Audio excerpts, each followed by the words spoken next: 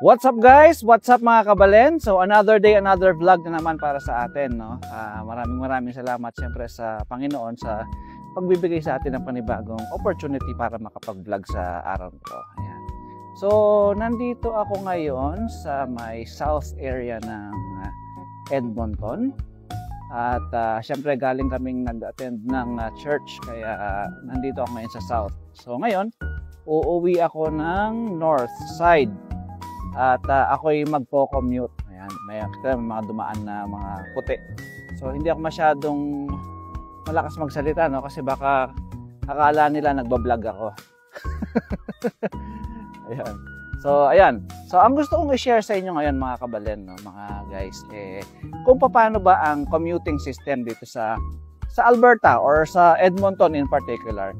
Kasi meron silang very unique na commuting system ng kanilang public transportation, no? Na talaga namang kakaiba compared dyan sa Pilipinas. Kasi sa Pilipinas, 'di ba, kailangan mo palit-palit ng mga sakay and then kailangan mo magbayad per vehicle or per sakay. Kasi nga dahil privately owned sila, iba-iba yung mga may-ari. Kasi dahil dito ang public commuting dito, yung mga public transportation, ang may-ari ang gobyerno. Kaya talagang centralized. So ang ginagawa dito mga kabalen, no, meron silang binebentang ganito, ticket. So actually isa na lang yung natira, no. Isang set ito.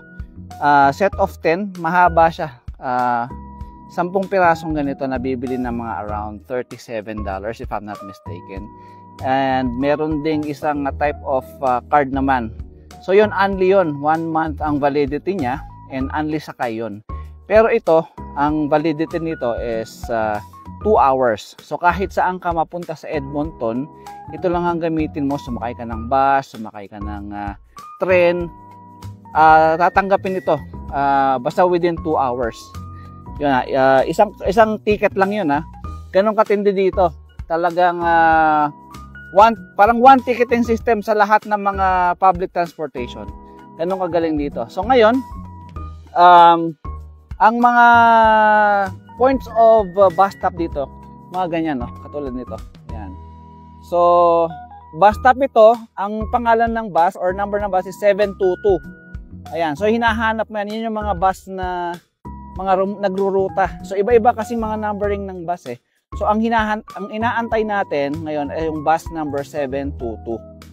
Ayun yung sasakyan natin dito ngayon. So, meron kaming ginagamit dito na app.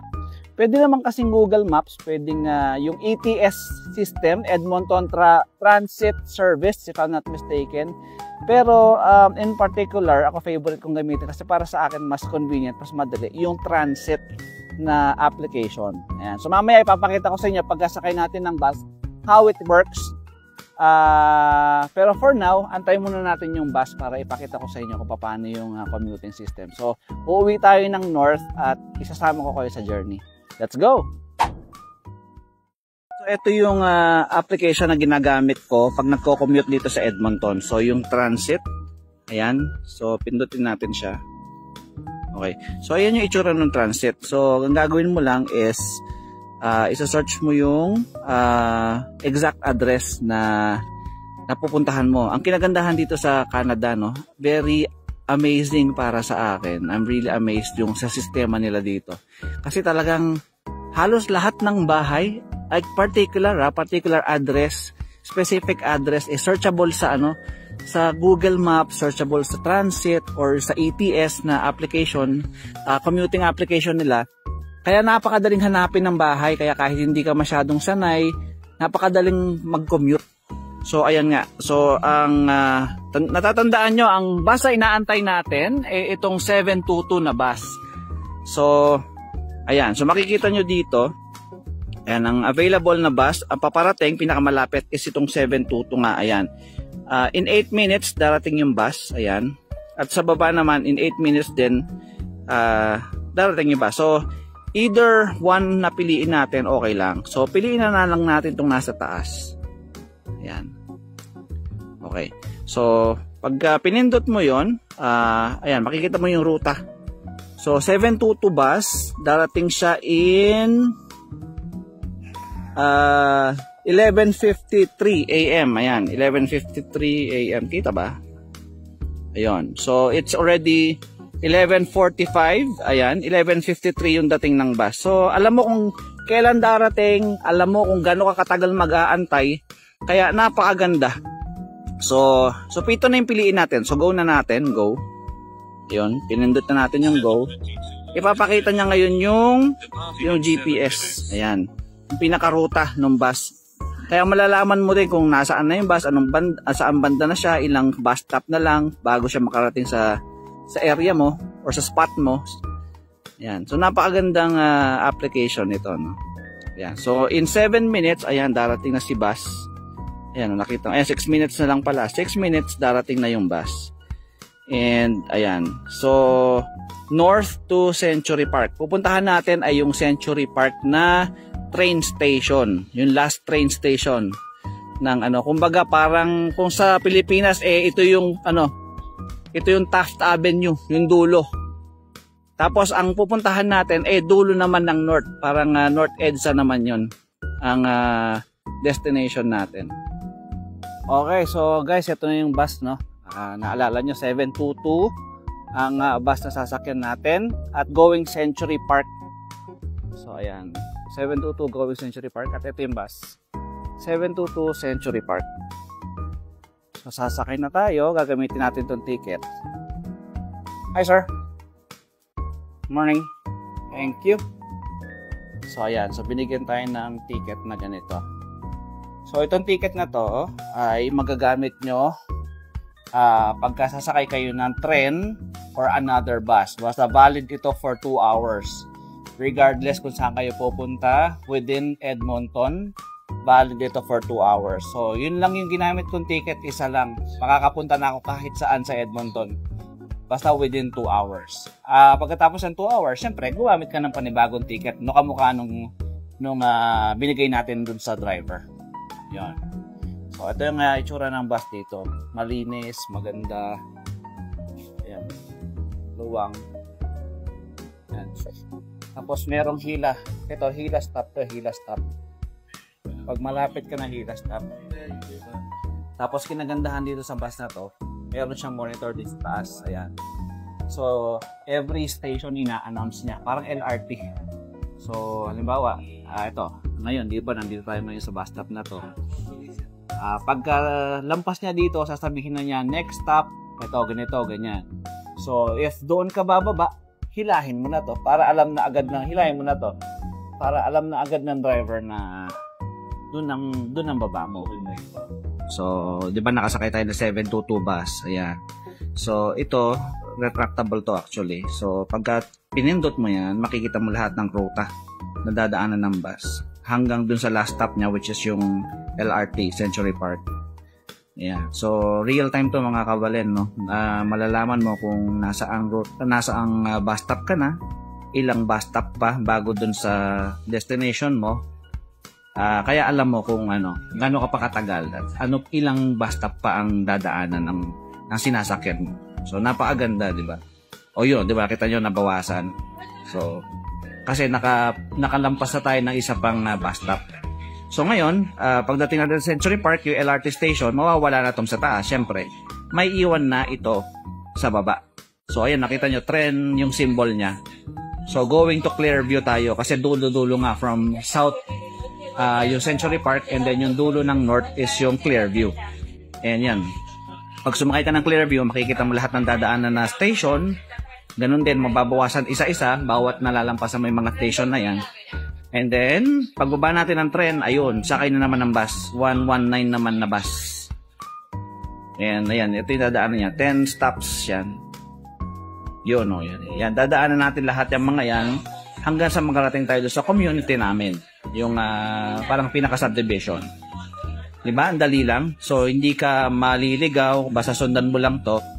At napaka-systematic ng commuting system dito sa Edmonton, no, sa Canada. And what is good about the commuting system is nga, one ticket lang tayo.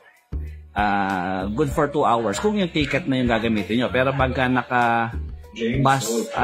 bus pass yung card, unli yun, kahit saan ka magpunta. Good for 1 month yun. Alright guys, over here at the Century Park LRT Station. Ayan, so ito yung bus natin na binabaan. Ayan. Okay, so ngayon naman, papunta na tayo sa LRT Station. Sasakay tayo ng tren pagkatapos natin sumakay ng bus. Okay, so time-lapse tayo dito dahil medyo malayo-layo yung lalakarin.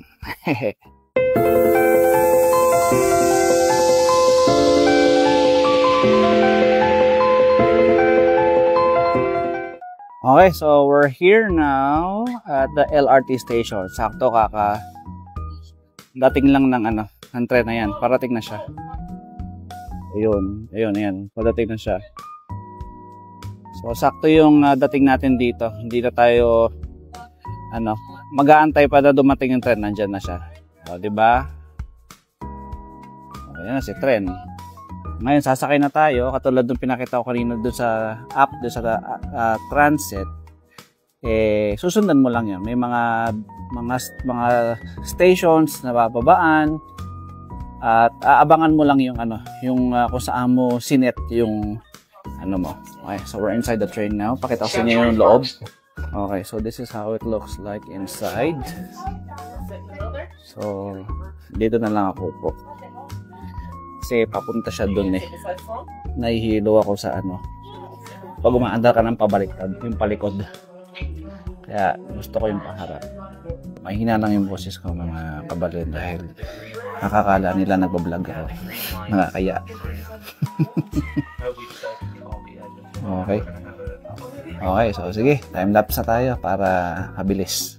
Let's go!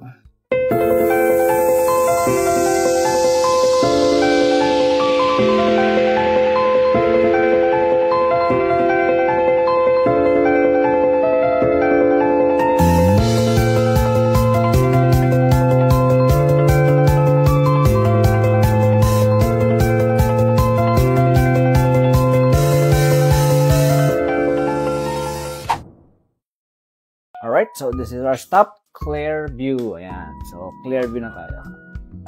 Clearview. Ayan, so as you can see guys, wala na akong kasama sa tren. Ako na lang mag-isa. Grabe, ako na lang mag-isa dito. Last stop na to dulo na. Kumbaga, Pasay, Taft Avenue. Okay, so baba na tayo. Let's go! Ito, press natin to para bubukas ang pintuan. Ayan, okay. So, let's go mga guys. O, dito ang punta natin. Automatic door. Ayan. And time-lapse tayo para agad tayo makarating sa pupuntahan natin. Let's go.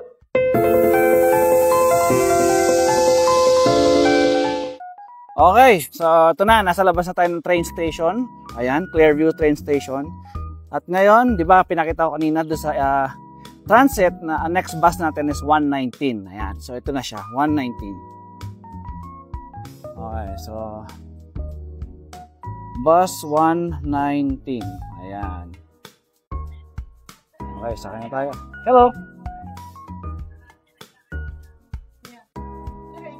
Here's the... Alright. So, ito yung driver. Ayan. Babae siya.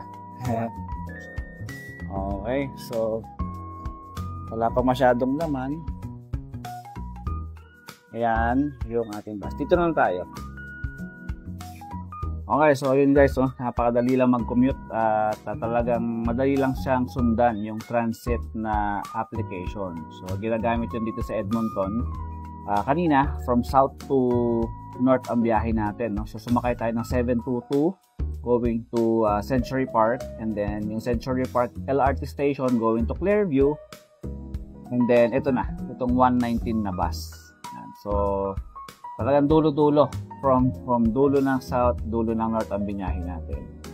So, ayan. Medyo malayo-layo in terms of kilometers. Pero, madali lang naman kasi convenient.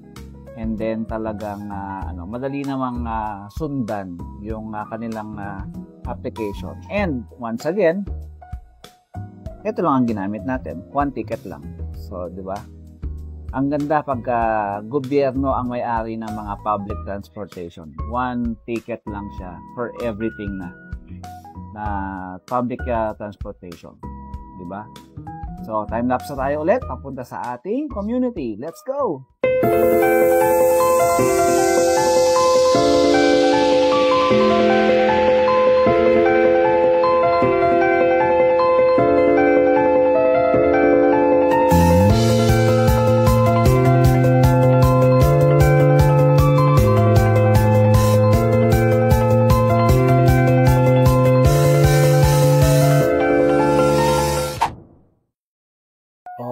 Okay, so this is my stop. Dito na tayo. Thank you. Alright, so ito na. Dito na tayo. Ito na yung community namin. No? At nasa likod lang kami nito, ng Dollarama na to. And Dollarama. Ayun ko kung nakita nyo na to sa isa sa mga vlogs ko. Okay, so ayan, lalakad na lang tayo. Nakababa na tayo ng bus, no? So last bus na yon. At walking distance na lang yung tinitirhan ko dito. So, nandito na rin tayo. Hatid nyo na ako. Nakita nyo naman, no? Napakadali ng commuting system dito. And yung mga bus stop nila, as in talagang doon ka lang pwedeng sumakay at doon ka lang pwedeng bumaba. And napansin ko rin dito sa Edmonton, no? Kasi dito lang naman ako, di naman ako lumalabas ng ibang province. So, napansin ko lang sa mga bus stop dito, or sa mga bus rather sa mga bus pag tinignan mo yung ETS or yung transit, makikita mo meron silang minutes, 'di ba? Parang 1 minute to arrive, 2 minutes to arrive, and so on. And then pagka nag-transfer ka from one vehicle to another, let's say galing ka ng tren and then pupunta ka ng bus. Good example is yung sa Clearview LRT station going to the 119 bus. Kung masyado pang maaga, hindi aalis yun. Ihintayin niyang mag-zero yung minutes dun sa application bago siya umalis. So alam mo talaga kung nandyan pa yung bus o wala. Kaya mamamanage mo talaga yung oras mo. Ngayon, kung mabagal kang kumilos at kupad-kupad kang maglakad, pwede kang maiwan, pwedeng hindi naman din agad umalis kasi yun talaga yung susundan niya na time of departure. Ayun. So kaya makikita mo lahat ng mga tao dito na nagko-commute talagang nagmamadali. Bibilis silang lumakad, minsan tumatakbo kasi nga meron lang interval yung halimbawa nag-set ka ng isang tour, no? Nag-set ka ng isang yung line kanina, yung line na pinakita ko, pag sinet mo yon, may interval lang yon from one vehicle to another. From bus to train to another bus. Meron lang siyang interval na time. Kaya hinahabol nila yon para hindi sila maiwan nung next na sasakyan nila. Okay, so nakita nyo naman, dumaan tayo dito sa Eskinita, no? Galing doon sa pagbaba natin ng bus. And eto na, nandito na tayo sa aming tinitirhan. Ayan. Ito na. Ayan, no? Okay. So, pasok na tayo.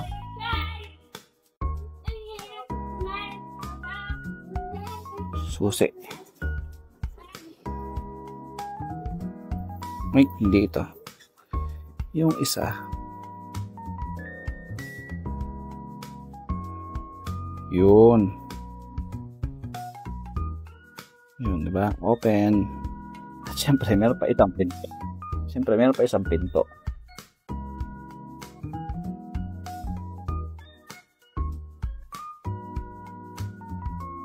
Oh, di pa pala sagad. Yun. Oh, yun na. Syempre, kailangan ilock mo. Hindi, magagalit yung ating landlord. Lagi nakalock dapat ito. Yan, lock.